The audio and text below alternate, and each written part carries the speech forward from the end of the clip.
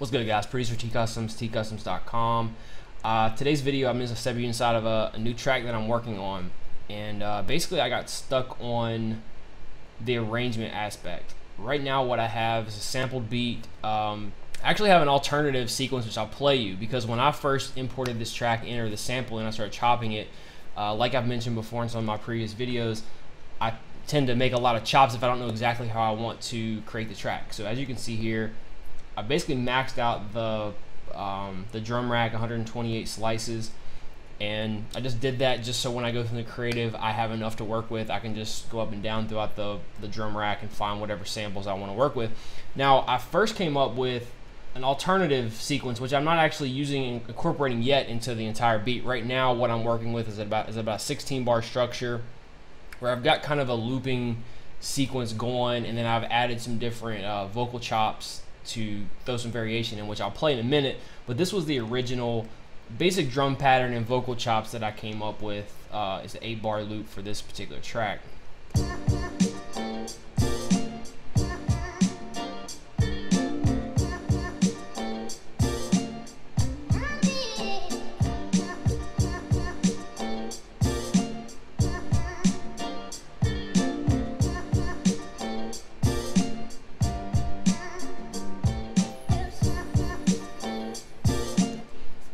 So that's cool, and you know, I still may experiment doing something with that particular sequence. I didn't actually add a bass line yet, but I wasn't really sure how I was going to expand that and make it into a full-length track. I like that loop, and I think I could add a bass line to it and do some different things, but I wasn't really sure what I was going to do to make that into a full-length track. So I started looking into some other parts of the sample, and what I ended up going back to, at least for this 16-bar structure that I have now, is the intro. A lot of times with a lot of slow down, especially soul tracks, you can find some really nice open areas in the intro, and so that's kind of what I did. So the sample goes like this.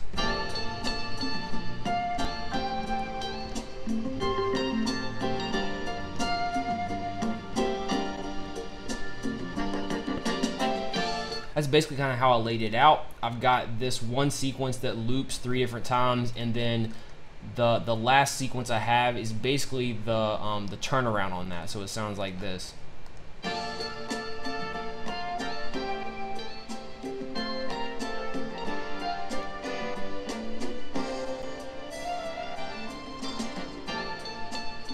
So with that basic structure, I started adding drums, the hi-hats. You guys already heard that in the previous sequence, and then I went into the bass line. And basically what I've done is a technique that I've talked about before. I've done started a low end theory, where I've put a low pass filter on the existing sample to filter out and find all the lower frequencies.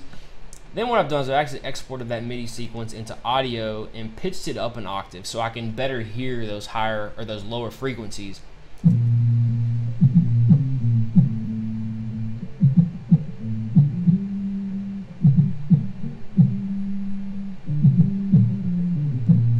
So that might be kind of hard to hear. So I basically just went through that and somewhat mimicked that bass line. Like I said before, a lot of times if you use a bass line from a sample, and then when you try to mix that in with your drums, just the mix doesn't always sound that great. So I prefer to use my own bass patches, my own bass samples, create my own bass lines.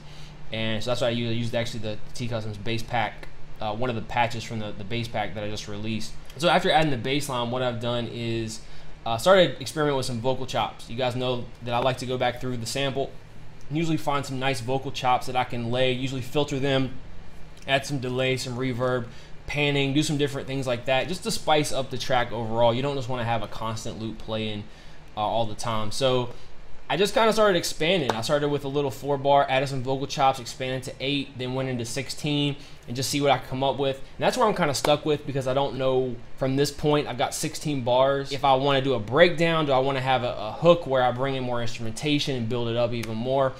So I'll go ahead and just play through with the bass line, the drums, the sample, and then all the additional sample chops that I brought in. So here's how it sounds.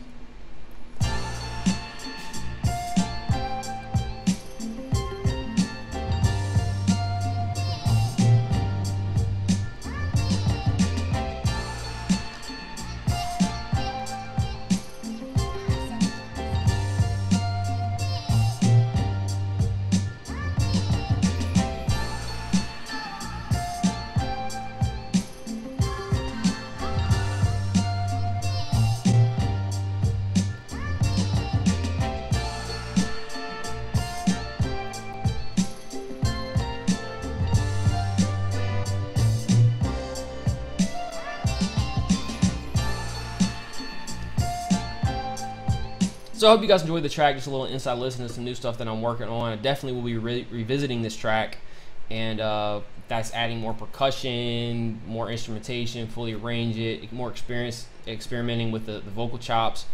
Just figure out and see how I can make this all make sense together.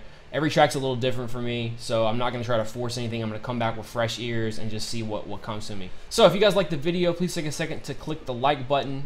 Drop your comments below. Let me know your thoughts. And for more videos like this, more tips, producer tips, Ableton Live tutorials, how-to, sampling tips, all that good stuff, you guys can subscribe to the channel. And if you need more one-on-one, hands-on consulting, music production related, again, Ableton Live, sampling, mixing, drums, anything related to this kind of niche of music production that I'm in, if you guys can book time, I'll leave a link below. And I'll leave you on that. Make it a great day. Peace.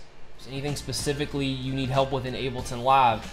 General production techniques. So if you need, so maybe something I've covered in one of my videos, or something that you need more in-depth help on as far as your music production is concerned, a little tip or strategy, we can cover that. We can talk about anything from mixing and mastering. I've had a lot of questions over the years about mixing a beat, mixing a hip-hop beat, sampling, how to chop samples and how to get your samples to work together, mixing drums, a variety of different things, anything you've pulled from my YouTube videos that you need more help on.